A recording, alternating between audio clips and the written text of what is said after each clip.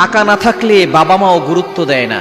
টাকা দিলে আপনি আপনার বোনের কাছে ভালো ভাই, টাকা দিলে আপনি আপনার বাবা মার কাছে সবচেয়ে আদর্শ সন্তান, টাকা দিলে আপনি আপনার স্ত্রীর কাছে আদর্শ স্বামী, সবচেয়ে ভালো স্বামী। সুতরাং টাকা ছাড়া আপনার কোনো দাম নাই। টাকা পয়সা না দিলে যেই বাবা মা সবচেয়ে বেশি ভালোবাসে, সেই বাবা মাও সেই ছেলেকে গুরুত্ব দিতে চায় না।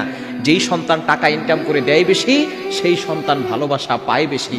শুধু তাই নয়, সেই ছেলের সন্তানরাও ভালোবাসা পায়।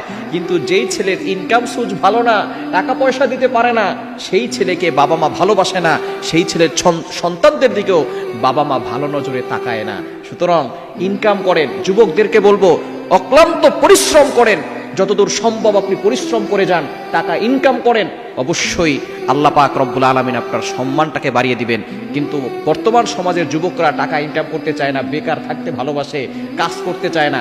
আপনি কোনো কাজকে ছোট মনে করবেন না। যারা পরিশ্রমী হয় তারা কখনো